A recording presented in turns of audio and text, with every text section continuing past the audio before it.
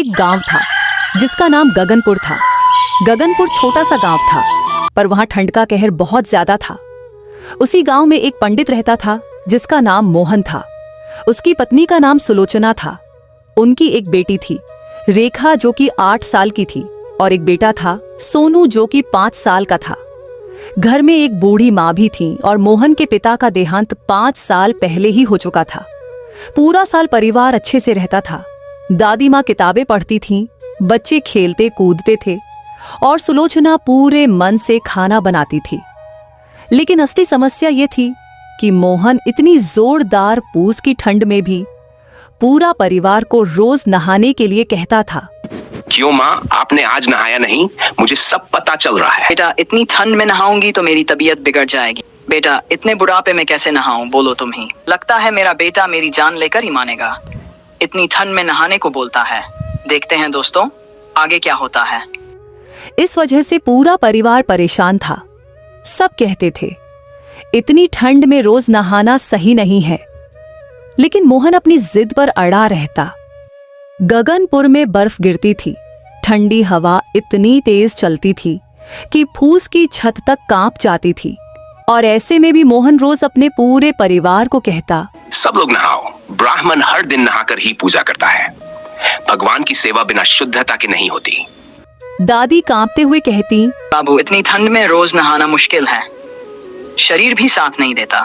लेकिन मोहन गुस्सा कर कहता, तुम लोग समझते नहीं हो। हमारे कर्म, हमारे नियम, हमारी पहचान है। बच्चे मासूमियत से बोलते, पर मोहन ठंड में भी सख्ती बरतता। ठंड बढ़ती गई। बच्चे धीरे धीरे बाहर खेलने चले जाते। गांव में बुजुर्ग लोग पेड़ के पास जलती आग के पास बैठते और अपने हाथ सेंकते। सोनू और रेखा भी वहीं बैठते, ठंड भगाते। लेकिन दादी पर ठंड का असर गहरा था। सुलोचना देखती कि दादी का शरीर जकड़ रहा है, उनका खांसना बढ़ गया है और उनकी सांसें भारी हो रही हैं। एक दिन दादी झुककर बोली, बहू, मुझे लगता है ये सर्दी इस बार थोड़ी ज्यादा है। हाथ पैर सुन से हो जाते हैं। जी, आप आज मत नहाए, मैं मोहन जी से बात करती हूँ। लेकिन जैसे ही मोहन आया और उसने देखा कि दादी अभी तक नहीं नहाई है, बहुत नाराज हो गया। माँ, आप क्यों नहीं नहाई? पूजा पाठ कैसे होगा? दादी डरते डरते बोली, बाबू, मैं कोशिश करूंगी, बस ठंड थोड़ी कम हो जाए। बच्चे रोज बाहर जाते और मोहन के डर से रोज सुबह जरा सा पानी हाथ मुंह पर डालकर नहाने जैसा दिखावा करते। लेकिन इससे उनका शरीर ठंड से जूझ रहा था। एक दिन सोनू का तापमान बढ़ गया। सुलोचना घबरा गई।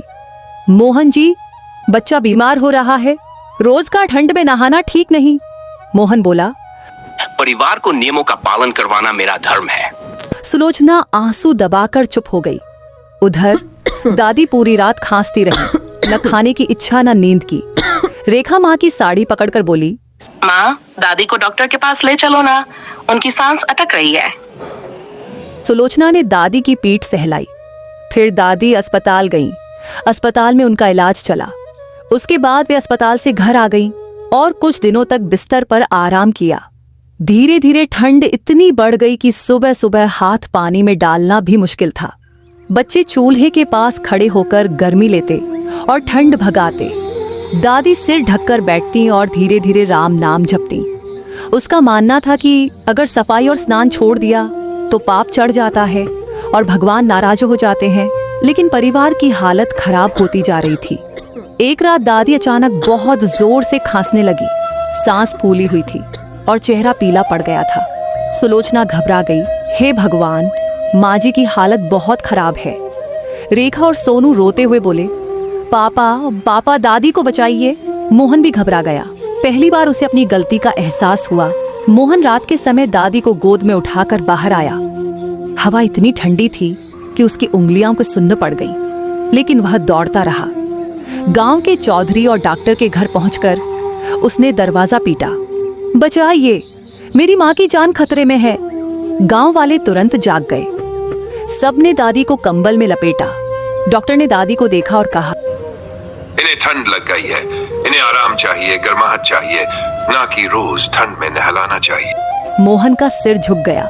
दादी को दवा दी गई। उन्हें 4 कंबल में लपेटकर सुलोचना और बच्चे उनके पास बैठ गए। मोहन चुपचाप खड़ा था। उसकी आंखों में पछतावा था। डॉक्टर ने कड़क शब्दों में कहा, पंडित जी, नियम अपनी जगह है, पर नियम से बढ़कर परिवार की सेहत है। बच्चों और बुजुर्गों के लिए ऐसी ठंड में रोज नहाना ठीक नहीं। वहीं बैठ गया और दादी का हाथ पकड़कर रो पड़ा। माँ, मैंने आपकी बात नहीं सुनी, मेरी गलती थी। दादी ने कमजोर आवाज में कहा, बाबू, धर्म भगवान के दिल में होता है, ठंडे पानी में नहीं। परिवार को बचाना भी धर्म है। ठंड में रोज नहाने की जरूरत नहीं। धर्म करने से पहले परिवार को सुरक्षित रखना सबसे बड़ा धर्म है। मोहन की आंखों से आंसू टपकने लगे। लेकिन इतना कुछ करने के बाद भी उसी रात दादी की मौत हो गई और किसी को कुछ भी पता नहीं चला। दादी की मौत ने पूरे घर का सन्नाटा छीन लिया। सर्दी का कहर ऊपर से ऐसा था कि मानो हवा भी शोक मनाने लगी हो। सारे घर में बस खामोशी थी। न बच्चों की हंसी, न पहले की तरह रसोई की खटर पटर, न सुलोचना की मीठी आवाज। रेखा और सोनू दोनों डर गए थे। दोनों माँ के पास चुपचाप बैठ जाते थे और बार बार पूछते, माँ, दादी कहाँ चली गई है? हमें दादी के बिना मन नहीं लग रहा है। सुलोचना बस बच्चों को सीने से लगाए रहती। दादी अब भगवान के घर चली गई हैं। वहां बहुत रोशनी है, बहुत शांति है। लेकिन रेखा की आंखों से आंसू रुक ही नहीं रहे थे। रात को दोनों भाई बहन कई कई बार उठ जाते, जैसे दादी की याद से नींद टूट गई हो। सर्दी इतनी तेज थी कि सुलोचना का स्वास्थ्य बिगड़ने लगा था। वो काम करते करते एक सुबह आंगन में गिर पड़ी। रेखा और सोनू डर के मारे चिल्लाए, पापा, माँ गिर गई। मोहन भागकर आया। सुलोचना बेहोश थी, चेहरा बर्फ जैसा ठंडा। वो उसे तुरंत कमरे के अंदर लेकर गया, कंबल ओढ़ाया, आग जलाई, लेकिन हाथ कांप रहे थे। कहीं उसे भी दादी जैसी तकलीफ ना हो जाए। गांव की औरतें इकट्ठी हो गईं। सब कहने लगी, मोहन, इतनी ठंड में रोज रोज स्नान कराना ठीक नहीं। पहले ही उनकी तबीयत कमजोर है। फिर हुआ एक ऐसा पल जिसने सब बदल दिया। रात को मोहन अकेला बाहर चौकी पर बैठा हुआ था। ठंडी हवा तेज चल रही थी। उसको अचानक दादी की वही बात याद आई, बेटा, धर्म मन से होता है, शरीर को सताकर नहीं। और आज पहली बार उसे लगा कि शायद वो बच्चों और परिवार पर जो कठोरता करता था वो धर्म नहीं, उसकी जिद थी। उसकी आंखें भर आईं। वो खुद से बोल उठा, माँ, माफ कर देना, मुझसे गलती हुई। रेखा धीरे धीरे बाहर आई, डरते हुए बोली, पापा, माँ को अभी हल्का बुखार है, हमें गर्म पानी देना चाहिए। मोहन ने बेटी को गले से लगा लिया। कई दिनों बाद उसके दिल की बर्फ पिघली थी। अगली सुबह एक नया फैसला सूरज धुंध के पीछे छिपा था। ठंड पहले जैसी ही थी, फिर भी घर का माहौल थोड़ा शांत था।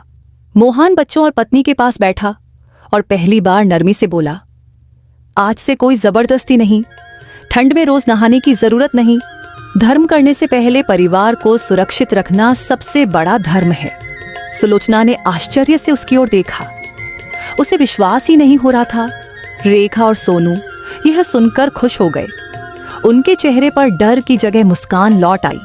उस दिन से परिजनों ने घर में नई व्यवस्था कर ली। सुबह धूप आते ही सब आंगन में बैठते चूल्हे के पास गर्म पानी रखा रहता। दादी की याद में हर शाम दीपक जलाया जाता।